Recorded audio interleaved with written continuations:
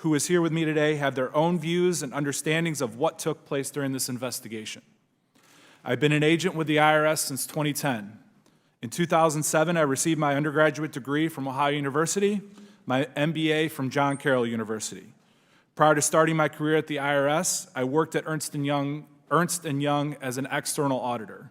Throughout my career with the IRS, I have worked a variety of successful criminal, tax, and money laundering investigations. In 2018, I transitioned to being a part of the International Tax and Financial Crimes Group out of the Washington, D.C. field office. I was the lead IRS case agent on the Hunter Biden investigation. I've recently discovered that people are saying that I must be more credible because I'm a Democrat who happens to be married to a man. I'm no more credible than this man sitting next to me due to my sexual orientation or my political beliefs. The truth is, my credibility comes today from my job experience with the IRS and my intimate knowledge of the agency's standard and procedures. I was raised and have always strived to do what is right. Although I do have my supporters, others have said that I am a traitor to the Democratic Party and that I am causing more division in our society. I implore you to consider that if you were in my position with the facts as I have stated them, ask yourself if you would be doing the exact same thing. I hope that I am an example to other LGBTQ people out there who are questioning doing the right thing at the potential cost to themselves and others. We should always do the right thing, no matter how painful the process might be. I kind of equate this to experience and feelings I encountered when coming out. It was honestly one of the hardest things I ever had to go through. I contemplated scenarios that would have been highly regrettable, but I did what is right, and I'm sitting here in front of you today. I would first like to take a minute to thank some people for their unfettered help and support. First off, God, for giving me the strength and courage to get through this process. My husband, who has been my rock, has put up with me, my stress, and has had to deal with his personal information being out there. My attorney, Dean Zerby, who has agreed to represent me through this matter pro bono, and someone who has provided me so much help and guidance. My colleagues from the Hunter Biden investigation. The work that was done on this case is tremendous, but seems to be overshadowed by what is happening here today. And I just want to say to the investigative team that I am thankful for having worked with you. I also want to thank my family and friends back home in Northeast Ohio and Georgia. I don't live in the D.C. area. I had to fly here and have had to pay out of pocket for all my travel-related expenses in being a whistleblower. On that note, I would like to make another statement that I have not accepted a single payment from anyone for being a whistleblower. First, Mr. Chairman, while I have my written statement as well as my testimony before the Ways and Means Committee, I would like to touch on briefly 7 specific matters. First, in a recent letter to Congress, Mr. Weiss stated that he had been granted ultimate authority over this matter, but then later stated in the same letter that his charging authority is geographically limited and that he would need a President Biden-appointed U.S. attorney to partner with him in charging the case.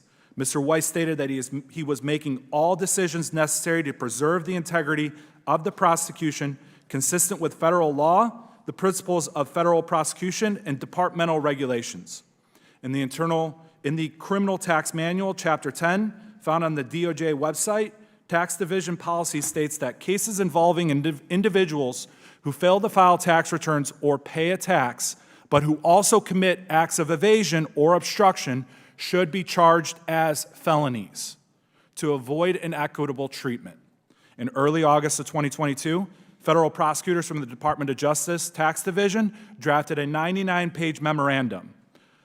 In so, they were recommending for approval felony and misdemeanor charges for the 2017, 18, and 19 tax years. That did not happen here, and I am not sure why. And as the special agent on this case, I thought the felony charges were well supported. When considering the elements of felony tax case, under the criminal code, there are 2 key considerations: willfulness and tax due and owing. In the criminal context, willfulness is defined as voluntary, intentional violation of a known legal duty. The tax loss is the monetary loss to the government. In early 2020, Hunter Biden's unfiled and delinquent tax returns were being prepared, which included his 2018 tax return. During the 2020 time period, By Hunter Biden's own account, he was sober, newly married, and writing his memoir. Hunter Biden's accountants requested that he sign a representation letter stating that all the deductions were for business purposes and were being reported appropriately. Statements Hunter Biden made in his book completely contradicted what he was deducting as business deductions on his 2018 return. While writing his memoir, Hunter stated, "I holed up inside the chateau for the first 6 weeks and learned how to cook crack."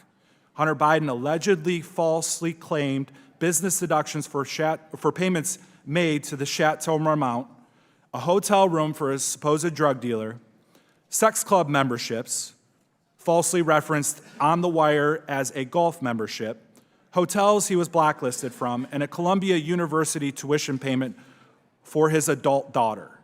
All of these items were used to support the willfulness element for felony tax evasion. These false deductions claimed by Hunter Biden caused a false return to be prepared that underreported his total income by approximately $267,000 and a loss to the U.S. Treasury of $106,000. Second, with respect to the 2014 tax year, Hunter Biden did not report any of the money he earned from Burisma for the 2014 tax year, which would have been a tax loss to the government of $124,000. According to my previous testimony, Hunter Biden did not report this income to the IRS or pay tax on the source of income. There is nothing that I see in the public documents as to the Department of Justice's action against Hunter Biden that indicate that Hunter Biden will be required to pay tax on this Burisma income from 2014 or amend his 2014 tax return. I would like to note that the plea agreement, when released, may provide a greater understanding. Third, I would like to make clear that the charging document for the District of Delaware, Hunter Biden was charged with failure to timely pay his taxes for 2017 and 18 in excess of $100,000 for each tax year. On Hunter Biden's 2017 and 18 tax returns, Hunter reported taxes owed of approximately $581,000 and $620,000 respectively. This tax amount in 2018 would not have included the alleged additional tax due and owing from the filed false return of $106,000. Thus, as I read the public documents as the Department of Justice action against Hunter Biden, there is nothing that indicates Hunter Biden will be required to amend his false tax return for 2018. A false tax return that includes improper deductions for prostitutes, sex clubs, and his adult children's tuition. Again, perhaps when the plea agreement is released, it may provide us with a greater understanding. Fourth, the decision to bring felony counts against Hunter Biden was agreed to by both prosecutors and investigators. In the fall of 2021, I met with prosecutors assigned to the case, and we all agreed and decided which charges we are going to recommend in the prosecution report, which included felony counts related to 2014 and 18. In March of 2022, the prosecutors requested discovery from the investigative team and presented the case to the D.C. U.S. Attorney's Office. In later meetings in early August of 2022, the assigned prosecutors, all 4 attorneys, agreed to recommend felony and misdemeanor charges for the 2017, 18, and 19 tax years, insofar as the Department of Justice Tax Division attorney sent an email about the process of bringing charges to include felony and misdemeanor tax charges in 2 separate districts, Delaware and Los Angeles. Less than a month later, Gary Shapley and I met with Mr. Weiss. He stated that he agreed with us regarding the 2014 and 2015 tax year misdemeanor and felony charges, but that this could somehow affect the later year misdemeanor and felony charges that he conveyed were stronger. Despite these facts, the plea deal that is being discussed occurred. To this day, I do not have a reason why that occurred. From my perspective, this might not have been problematic had the investigation been handled in the ordinary course.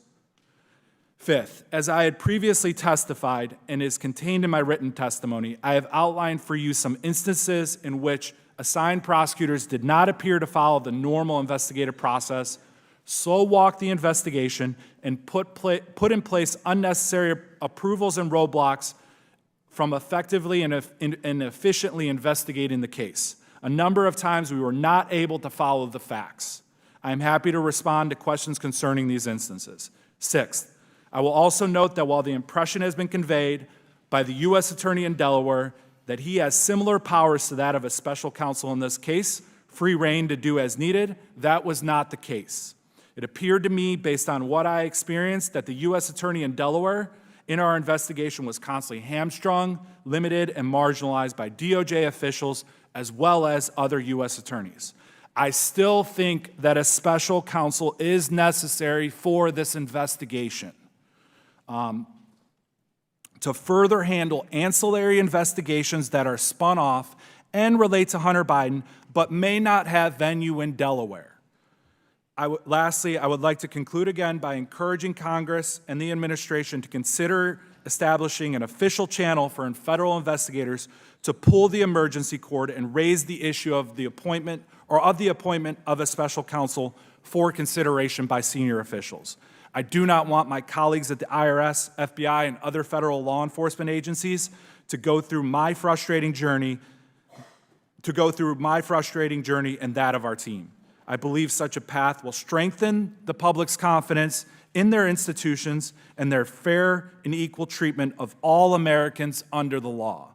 Thank you, and I look forward to the questions.